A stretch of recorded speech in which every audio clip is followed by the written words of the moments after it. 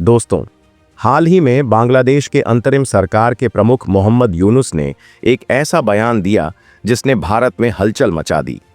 उन्होंने कहा कि भारत का नॉर्थ ईस्ट पूरी तरह लैंडलॉक है और अगर उसे समुद्र तक पहुंच चाहिए तो उसके पास बांग्लादेश के अलावा कोई रास्ता नहीं।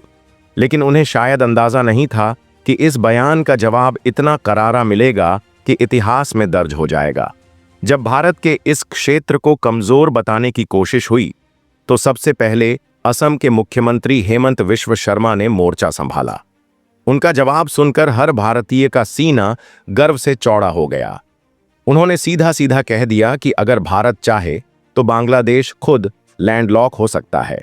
लेकिन यह सिर्फ जुबानी वार नहीं था, इसके पीछे ठोस रणनीति थी। बात यहीं खत्म नहीं हुई। हालात तब और दिलचस्प हो गए जब चीन इस पूरे मामले में कूद पड़ा। कुछ ही दिनों पहले मोहम्मद यूनुस चीन के दौरे से लौटे थे और उसके तुरंत बाद ये बयान देना, क्या यह सिर्फ एक संयोग था या इसके पीछे कोई बड़ी साजिश चल रही थी? भारत के लिए यह एक सीधा संदेश था। बांग्लादेश अब चीन के करीब जा रहा है और भारत को चुनौती देने की कोशिश कर रहा है। लेकिन शायद वे भूल गए कि भारत अब 1971 वाला भारत नहीं रहा। तब भारत ने बांग्लादेश को आज़ादी दिलाई थी और आज अगर हालात बिगड़े तो वही भारत उनके सारे रास्ते बंद भी कर सकता है। भारत के पास पहले से ही नॉर्थ ईस्ट को जोड़ने के लिए कई मजबूत कनेक्टिविटी प्रोजेक्ट हैं। चिकन नेक कॉरिडोर, जो भले ही सिर्फ 22 किलोमीटर चौड़ा हो, लेकिन भारत की सैन्य और रणनीतिक ताकत का अहम हिस्सा है। यही वजह है कि यहां पहले से ही S-400 मिसाइल डिफेंस सिस्टम और दूसरे हाईटेक हथियार तैनात किए जा चुके हैं। और अब इस पूरे विवाद के बाद भारत ने अपनी रणनीति बदलनी शुरू कर दी है। आने वाले समय में इस क्षेत्र में 5000 किलोमीटर सड़क और 2000 किलोमीटर रेलवे का विस्तार किया जाएगा, जिससे न सिर्फ नॉर्थ ईस्ट मजबूत होगा बल्कि बांग्लादेश की यह गलतफहमी भी दूर हो जाएगी कि भारत को उनकी जरूरत है। लेकिन असली सवाल यह है, क्या बांग्लादेश ये समझ पाएगा कि चीन के बहकावे में आकर वो कितनी बड़ी गलती कर रहा है? और अगर भारत ने जवाबी कार्रवाई की तो क्या बांग्लादेश इसके लिए तैयार है? जो आने वाला है वो बांग्लादेश की राजनीति को हिला सकता है और भारत की ताकत को पूरी दुनिया के सामने दिखा सकता है। अगर बांग्लादेश भारत के लिए रास्ता बंद करने की सोच रहा है तो असली खेल अभी शुरू ही हुआ है। ये सिर्फ एक बयान नहीं बल्कि आने वाले समय की राजनीति और भूगोल को बदलने वाली चाल हो सकती है। लेकिन असली सवाल ये है कि क्या बांग्लादेश वाकई भारत के लिए मुश्किलें खड़ी कर सकता है या फिर खुद ही अपने जाल में फंस जाएगा? चीन की बढ़ती दिलचस्पी इस पूरे मामले को और भी पेचीदा बना रही है। अगर बांग्लादेश चीन के और करीब जाता है तो भारत अपनी रणनीति बदल सकता है। भारत के पास पहले से ही एक्ट ईस्ट पॉलिसी है, जो बांग्लादेश को दरकिनार कर म्यांमार और थाईलैंड जैसे देशों के साथ सीधा व्यापारिक रास्ता खोल सकती है। ऐसे में बांग्लादेश, जिसे अब तक भारत से बड़ा फायदा हो रहा था, खुद को अलग थलग पा सकता है। इसके अलावा बांग्लादेश को शायद अंदाजा नहीं कि भारत के पास कई मजबूत कूटनीतिक विकल्प हैं। नेपाल, भूटान, म्यांमार और इंडोनेशिया जैसे पड़ोसी पहले ही भारत के साथ मजबूत रिश्ते बना चुके हैं। अगर भारत इन देशों के साथ अपनी लॉजिस्टिक्स और ट्रेड सुविधाओं को और मजबूत कर लेता है तो बांग्लादेश की भौगोलिक अहमियत बहुत तेजी से कम हो सकती है। अब एक और बड़ी बात जो नजरअंदाज नहीं की जा सकती, बांग्लादेश की खुद की आंतरिक स्थिरता। वहां की सरकार पहले से ही कई बड़े संकटों से जूझ रही है। अर्थव्यवस्था धीमी हो रही है और चीन के कर्ज जाल में फंसने का खतरा बढ़ता जा रहा है। अगर बांग्लादेश भारत के खिलाफ खड़ा होता है तो उसे चीन पर और ज्यादा निर्भर होना पड़ेगा। और इतिहास बताता है कि चीन जब किसी छोटे देश को कर्ज देता है तो बाद में उसकी पूरी संप्रभुता पर सवाल खड़े हो जाते हैं।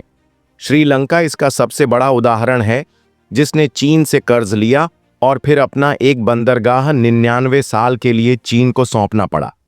इस पूरे खेल में भारत को सबसे ज्यादा फायदा तब होगा जब वो अपनी रणनीतिक बढ़त बनाए रखते हुए नए रास्ते खोल दे। अगर भारत बांग्लादेश के बिना नॉर्थ ईस्ट को मजबूत कर लेता है तो बांग्लादेश के लिए हालात मुश्किल हो सकते हैं। व्यापारिक नुकसान, कूटनीतिक अलगाव और चीन के कर्ज के बोझ तले बांग्लादेश की सरकार को अपने फैसलों पर दोबारा सोचना पड़ सकता है। आने वाले समय में अगर भारत और बांग्लादेश के रिश्तों में खटास बढ़ती है, तो भारत नई तकनीकों और रक्षा रणनीतियों का सहारा लेकर इस पूरे समीकरण को अपने पक्ष में मोड़ सकता है। अब देखने वाली बात यह होगी कि भारत इस चुनौती का जवाब किस अंदाज में देता है, चुपचाप अपनी रणनीति बदलकर या फिर खुलकर एक बड़ा संदेश देकर। भविष्य में बांग्लादेश और भारत के बीच की यह तनातनी एक नए भू राजनीतिक समीकरण को जन्म दे सकती है। अगर बांग्लादेश अपने वर्तमान रुख पर कायम रहता है और चीन के प्रभाव में आता है, तो यह उसकी विदेश नीति के लिए एक बड़ा जोखिम बन सकता है। भारत अपने नॉर्थ ईस्ट राज्यों के लिए वैकल्पिक रास्ते तैयार करेगा, जिससे उसकी निर्भरता बांग्लादेश पर खत्म हो जाएगी। जब यह होगा तो बांग्लादेश को अपनी रणनीति पर दोबारा सोचना पड़ेगा, क्योंकि उसकी वर्तमान स्थिति उसे आर्थिक और कूटनीतिक रूप से कमजोर बना सकती है। एक और बड़ा बदलाव यह हो सकता है कि भारत म्यांमार और थाईलैंड के साथ अपने व्यापारिक और सैन्य संबंध और मजबूत करेगा, जिससे दक्षिण एशिया में एक नया आर्थिक और सुरक्षा गठजोड़ बन सकता है। बांग्लादेश अगर चीन के ज्यादा करीब जाता है, तो उसे चीन की कठोर शर्तों के साथ चलना पड़ेगा, जो उसकी स्वतंत्र नीतियों पर असर डाल सकता है। भारत के भीतर भी यह विवाद एक नई नीति को जन्म देगा, जहां आत्मनिर्भरता और वैकल्पिक मार्गों पर अधिक ध्यान दिया जाएगा। पूर्वोत्तर भारत के लिए नए इंफ्रास्ट्रक्चर प्रोजेक्ट तेजी से लागू होंगे, जिससे भारत के लिए यह संकट एक नए अवसर में बदल सकता है।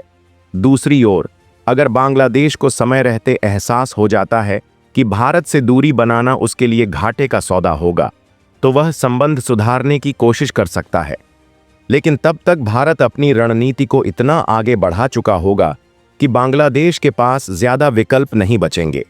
यह टकराव लंबे समय तक जारी रहा तो बांग्लादेश की जनता भी इसके असर को महसूस करेगी। व्यापार, रोजगार और आर्थिक स्थिरता पर असर पड़ेगा, जिससे सरकार के खिलाफ असंतोष बढ़ सकता है। इस स्थिति में भारत एक निर्णायक कूटनीतिक बढ़त हासिल कर सकता है और बांग्लादेश को अपनी नीति बदलने पर मजबूर कर सकता है।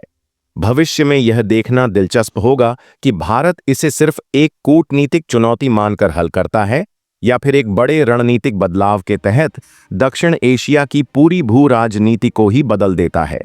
अगर यह तनातनी और बढ़ती है, तो बांग्लादेश को आर्थिक मोर्चे पर गंभीर चुनौतियों का सामना करना पड़ेगा। भारत अब तक उसका सबसे बड़ा व्यापारिक साझेदार रहा है, लेकिन अगर भारत धीरे धीरे अपने व्यापारिक मार्ग बदलता है और बांग्लादेश पर निर्भरता कम करता है, तो बांग्लादेश की अर्थव्यवस्था पर इसका सीधा असर पड़ेगा। निर्यात पर निर्भर बांग्लादेशी उद्योगों, खासकर कपड़ा उद्योग, को नए बाजार खोजने पड़ेंगे और यह इतना आसान नहीं होगा, क्योंकि चीन भी इसी क्षेत्र में कड़ी प्रतिस्पर्धा देता है। भारत भी इस मौके का इस्तेमाल अपने औद्योगिक विकास के लिए कर सकता है। अभी तक कई भारतीय कंपनियां बांग्लादेश में अपने उत्पादों का निर्माण करवाती हैं, लेकिन अगर यह विकल्प कमजोर होता है, तो भारत घरेलू उत्पादन को बढ़ावा देगा।